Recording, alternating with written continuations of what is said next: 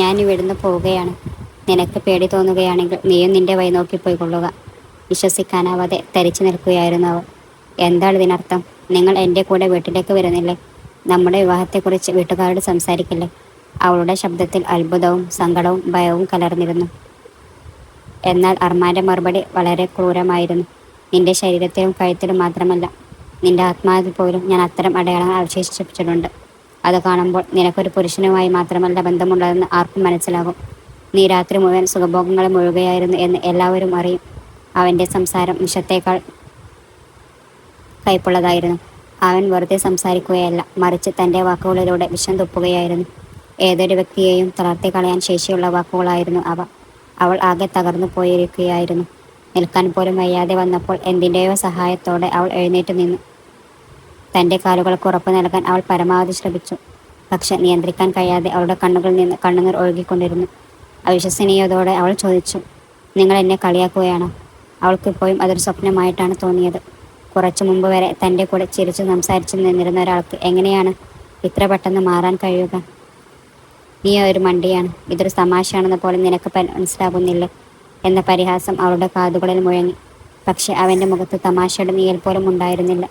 ഒരു പാറ പോലെ കഠിനമായിരുന്നു അവൻ്റെ ഭാവം. ഗൗരവമേറിയ ആ മുഖം കണ്ടപ്പോൾ ആദ്യമായി അവൻ ഇത്രയും വിരോപനായി അവൾക്ക് തോന്നി. താൻ സ്നേഹിച്ച ആ മുഖം ഇങ്ങനെ ഒരിക്കലും കാണാൻ അവൾ ആഗ്രഹിച്ചിരുന്നില്ല. ഇതൊരു വെറും തമാശയെന്നില്ലെന്ന് അവൾക്ക് ബോധ്യമായി. അവൻ്റെ മനസ്സിൽ തന്നോടൊട്ടും സ്നേഹമില്ലെന്നും തങ്ങൾക്കിടയിലുള്ള ബന്ധത്തിന് അവൻ യാതൊരു വിലയും നൽകുന്നില്ലെന്നും അവൾ തിരിച്ചറിഞ്ഞു. നിനക്ക് എവിടെ വേണമെങ്കിലും പോകാം, എൻ്റെ ആവശ്യം കഴിഞ്ഞു എന്ന അയാളുടെ വാക്കുകൾ അവളുടെ ഹൃദയം തകർത്തു. തന്നെ ദൈവത്തെ പോലെ കണ്ടിരുന്ന തൻ്റെ ഒരു നോട്ടത്തിനായി ഭ്രാന്തമായി നടന്നിരുന്ന ആ പഴയ മനുഷ്യൻ എവിടെ പോയി? ഇന്നയാൾ ക്രൂരതയുടെ കൊടുമുടിയിലാണ്. ഇന്നലെ വരെ അവൾക്ക് വേണ്ടി മരിക്കാൻ പോലും തയ്യാറായി പിന്നാലെ നടന്നവൻ ഇന്ന് അവളെ ചവിട്ടി മെതിക്കാൻ തയ്യാറായി നിൽക്കുന്നു. തൻ്റെ ജീവിതത്തിൽ ഇത്രയും തരം താണ മനോഭാവമുള്ള ഒരാളെ ഞാൻ കണ്ടിട്ടില്ല, അവൾ തല താഴ്ത്തിക്കൊണ്ട് പറഞ്ഞു. അവൻ്റെ തൊണ്ടയിലെ ഞരമ്പുകൾ ദേഷ്യം കൊണ്ട് വലിഞ്ഞു മുറുകിയിരുന്നു. കണ്ണുകൾ കനൽ കട്ട പോലെ ചുവന്ന് തുടുത്തിരുന്നു. അവൾ സംസാരിച്ചു തീരുന്നതിന് മുമ്പേ തന്നെ അർമാൻ അവളുടെ മുഖത്തൊരു ആഞ്ഞ തല്ല് കൊടുത്തു. ആ തല്ലിൻ്റെ ആഘാതത്തിൽ അവളുടെ ചുണ്ടിൻ്റെ കോണിലൂടെ രക്തം ഒലിച്ചിറങ്ങി താടി വരെ എത്തി. ക്ഷണനേരം കൊണ്ട് അവളുടെ തല കറങ്ങുന്നത് പോലെ തോന്നി. അവൾ നിയന്ത്രണം വിട്ട് തറയിലേക്ക് വീണുപോയി. വീണു കിടക്കുന്ന അവളോട് അവൻ ഭീഷണി ഉയർത്തി. എനിക്കതിൽ അക്ഷരം പോലും മിണ്ടാൻ ശ്രമിക്കരുത്. അതിൻ്റെ പ്രത്യാഘാതം നീ അനുഭവിക്കും. നിന്റെ അവസ്ഥ ഞാൻ അത്രമേൽ മോശമാക്കും.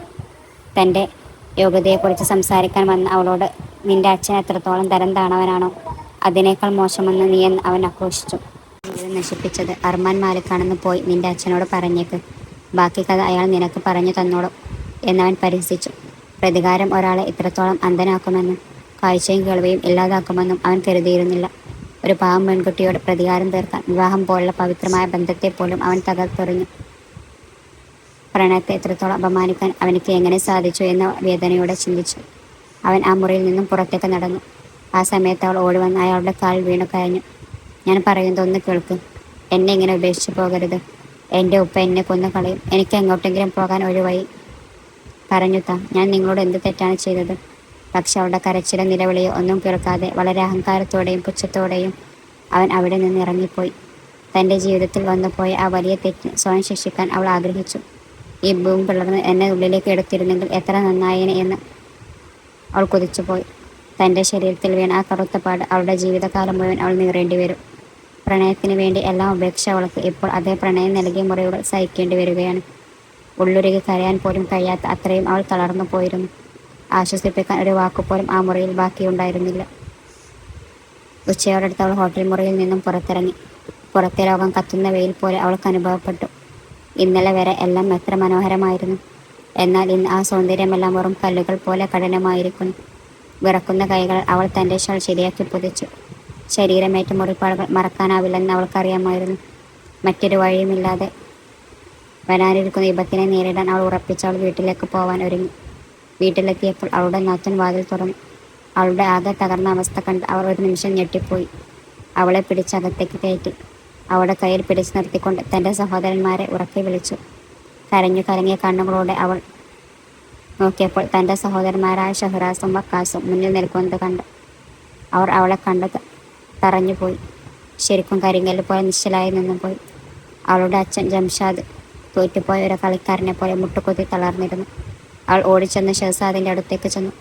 പക്ഷേ ഷഹസാദ് അവളെ തള്ളിമാറ്റി ദൂരേക്ക് മാറ്റി നിർത്തി. ദൈവത്തെ ഓർത്ത് എന്നോട് ക്ഷമിക്കും. എനിക്ക് വലിയ തെറ്റ് പറ്റിപ്പോയി. പ്ലീസ് എന്നോട് ക്ഷമിക്കും. അവളുടെ കരച്ചിലും വിളിയും ആ മുറ്റത്ത് വലിയൊരു ബഹളമുണ്ടാക്കി. പക്ഷെ അവിടെ ഉള്ളവർ ആരും അവളോട് ക്ഷമിക്കാൻ തയ്യാറായിരുന്നില്ല. അവളുടെ സഹോദരന്മാർ അവളെ ക്രൂരമായി ഉപദ്രവിച്ചു. ബോധം പോയി നിലത്ത് വീഴുന്നത് വരെ അവൾ അവരെ തല്ലിക്കൊണ്ടിരുന്നു.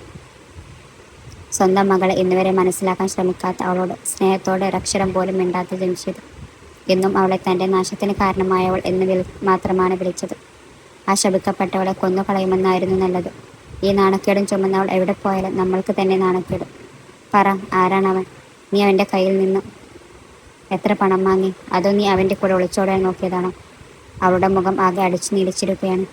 ഞാൻ രഹസ്യമായി വിവാഹം കഴിച്ചതാണ്. അവൻ എൻ്റെ ഭർത്താവാണ് എന്ന് അവൾ വിളിച്ചു പറഞ്ഞുകൊണ്ടിരുന്നു. ദിവസം മുഴുവൻ അവൾ ആ തല്ല് സഹിച്ചു കിടന്നു. വൈകുന്നേരമായപ്പോഴേക്കും താൻ ഇവിടെ കിടന്ന് മരിക്കുമെന്ന് അവൾക്ക് ഉറപ്പായി.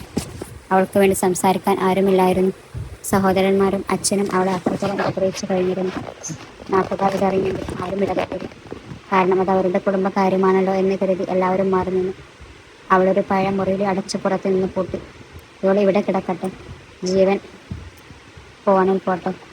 എൻ്റെ നാത്തൂൻ എന്തിനാണ് എന്നോട് ഇത്ര പക കാണിക്കുന്നത്? സത്യത്തിൽ തൻ്റെ സഹോദരന് വേണ്ടി ആലോചിച്ച പെണ്ണായിരുന്നു അവൾ. എന്നാൽ അവൾ ഈ ബന്ധം വേണ്ടെന്ന് വെച്ചിരിക്കുന്നു. അതിൻ്റെ പകയാകാം ഒരു പക്ഷേ ഇപ്പോൾ തീർക്കുന്നത്.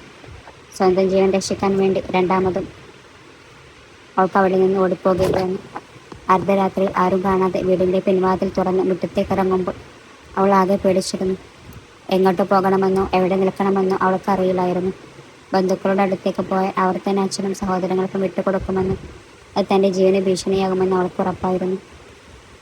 അവൾ വേഗം തൻ്റെ മുറിയിൽ നിന്ന് അർമാൻമാർക്ക് വാങ്ങി നൽകിയ ഫോണും സാധനങ്ങളും എടുത്തു. ആ ഫോണൊന്ന് അലമാരയിൽ മറന്നു വെച്ചത് ദൈവനിശ്ചയമായിരിക്കുമെന്ന് അവൾ കരുതി. ഒരു ഷോളും പൊതിച്ച് അമ്മ നൽകിയ അവസാന ഓർമ്മയായ മോതിരവും എടുത്ത് അവൾ ഇറങ്ങി. തൻ്റെ അവകാശങ്ങൾക്കും നീതിക്കും വേണ്ടിയുള്ള അവസാന വഴിയായിരുന്നു അത്. താൻ പോയതിനു ശേഷം വീട്ടുകാർ തന്നെ തിരയുമെന്നോ എന്ത് വിചാരിക്കുമെന്നോ അവൾ ചിന്തിച്ചില്ല. എങ്ങനെയൊക്കെയോ കഷ്ടപ്പെട്ട് അവൾ ആ ഗ്രാമത്തിൽ നിന്ന് രക്ഷപ്പെട്ടു.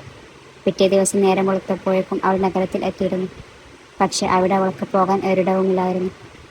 അർമാൻ തന്നെ വിവാഹം കഴിച്ച അതേ ഹോട്ടൽ അവൻ 3 ദിവസത്തേക്ക് മുറി ബുക്ക് ചെയ്തിട്ടുണ്ടായിരുന്നു എന്നതായിരുന്നു അവളുടെ ഏക ആശ്വാസം. അവിടെ നിൽക്കാൻ അവളുടെ മനസ്സ് സമ്മതിച്ചില്ലെങ്കിലും അർമാൻ മാലിക്കിനെ കുറിച്ച് എന്തെങ്കിലും വിവരം അവിടെ നിന്ന് കിട്ടാതിരിക്കില്ല. എങ്ങനെയെങ്കിലും അവൻ്റെ അടുത്തെത്തണം. അതിനായി ആരുടെയെങ്കിലും മുന്നിൽ കൈക്കൂപ്പേണ്ടി വന്നാലും തൻ്റെ അവകാശത്തിനായി അവൻ അത് ചെയ്യും. ജീവിതം ഇത്രയും കൈപ്പേറിയ ഒരു വശം തനിക്ക് കാണിച്ചു തരുമെന്ന് അവൾ സ്വപ്നത്തിൽ പോലും വിചാരിച്ചതല്ല. ആരോരുമില്ലാത്ത അവസ്ഥയിൽ ഇത്രയധികം തകർന്നു പോകുമെന്ന് അവൾ കരുതിയതില്ല. വിശന്ന് പൊരിയുമ്പോഴും ഒരു പ്രതീക്ഷയുമില്ലാതെ കയ്യിലുള്ള അവസാന പിടിവള്ളിയിൽ തൂങ്ങി അവൾ ആ ഹോട്ടലിലെത്തി. അവിടെ എത്തിയ ഉടനെ ഹോട്ടൽ ജീവനക്കാരനോട് താൻ അർമാൻ മാലിക്കിൻ്റെ ഭാര്യയാണെന്നും ആ മുറിയിൽ താനുണ്ടായിരുന്നു എന്നും അവൾ പറഞ്ഞു. എന്നാൽ ഹോട്ടൽ മാനേജർ അവളുടെ വാക്ക് കേൾക്കാൻ പോലും തയ്യാറായില്ല. നോക്കൂ, അദ്ദേഹം ഈ നഗരത്തിലെ അറിയപ്പെടുന്ന ബിസിനസ്സുകാരനാണ്. അദ്ദേഹത്തിനെതിരെ ഇങ്ങനെയൊരു ആരോപണം കേൾക്കുന്നത് തന്നെ എൻ്റെ ഹോട്ടലിൻ്റെ സൽപ്പേരിന് ദോഷമാണ്. അദ്ദേഹം എപ്പോഴും ഇവിടെ വരാറുള്ളതാണ്.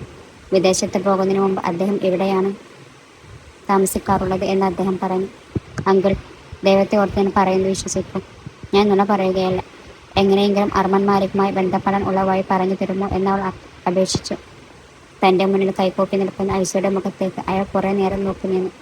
മാനേജർ അത്രമേൽ നിസ്സഹായനായിരുന്നു. എനിക്കാകെ ചെയ്യാൻ പറ്റുന്നത് നിങ്ങൾ അർമാൻ മാലിക്കിൻ്റെ സഹോദരിയുടെ അടുത്തേക്ക് വിടുക എന്ന് മാത്രമാണ്. ഷിഫ ഹോസ്പിറ്റലിലെ ഡോക്ടർ ആലിയ അർമാൻ മാലിക്കിൻ്റെ സഹോദരിയാണ്. അവരെക്കുറിച്ച് ഇതിൽ കൂടുതൽ എനിക്കൊന്നും അറിയില്ല. എനിക്ക് കൂടുതൽ വിവരങ്ങൾ തരാനും കഴിയില്ല. അവിടെ നിന്നും അനുകൂലമായൊരു മറുപടിയും കിട്ടാതെ അയാൾ നിശബ്ദയായി പുറത്തേക്ക് നടന്നു. പുറത്തേക്ക് വാതിൽക്കൽ ഇരുന്നപ്പോൾ പോകുന്നവരും വരുന്നവരുമായ ആളുകൾ അവളെ ഒരു കാഴ്ച വസ്തുവിനെ പോലെ നോക്കുന്നുണ്ടായിരുന്നു. പക്ഷെ അവൾ അതൊന്നും ശ്രദ്ധിച്ചില്ല. തൻ്റെ ജീവിതം തകർത്ത ആ മനുഷ്യൻ ഇതൊന്നും അറിയാതെ തൻ്റെ ലോകത്ത് സുഖമായി കഴിയുകയാണ്. അയാൾ തൻ്റെ വർഷങ്ങൾ നീണ്ടപ്പോൾ വീട്ടുകയായിരുന്നു. വെറുമൊരു പ്രതികാരമല്ല, പലിശ സഹിതം അയാളത് തിരിച്ചു കൊടുത്തു. ഒരു പെൺകുട്ടിയുടെ ജീവിതം അയാൾ തകർത്തെറിഞ്ഞു. ഐസയുടെ പിതാവുമായി അയാൾക്ക് പഴയ ചില കണക്കുകൾ തീർക്കാനുണ്ടായിരുന്നു. 6 മാസം മുമ്പ് വിദേശത്ത് നിന്ന് നാട്ടിൽ തിരിച്ചെത്തിയ ശേഷമാണ് അയാൾ ജംഷീദ് ഖാനെക്കുറിച്ച് അന്വേഷിച്ചു തുടങ്ങിയത്. ജംഷീദ് ഖാൻ സത്യത്തിൽ ഒരു പാവമായിരുന്നു. അർമാൻ വിചാരിച്ചിരുന്നെങ്കിൽ നിമിഷ നേരം കൊണ്ട് ജംഷീദിനെ ഇല്ലാതാക്കാമായിരുന്നു. പക്ഷെ അവൻ്റെ ലക്ഷ്യം അതായിരുന്നില്ല. ജംഷീദിൻ്റെ അന്തസ്സ് തകർക്കണമെന്നും ബാക്കിയുള്ള ജീവിതകാലം മുഴുവൻ ആളുകളുടെ മുന്നിൽ അപമാനിതനായി ജീവിക്കണമെന്ന് കാണണമെന്നായിരുന്നു അവൻ്റെ ആഗ്രഹം. നഗരത്തിലെ യൂണിവേഴ്സിറ്റിയിൽ പഠിക്കാൻ വരുന്ന അയാളുടെ മകളെക്കുറിച്ച് 6 മാസം മുമ്പ് തന്നെ അർമാൻ എല്ലാ വിവരങ്ങളും ശേഖരിച്ചിരുന്നു.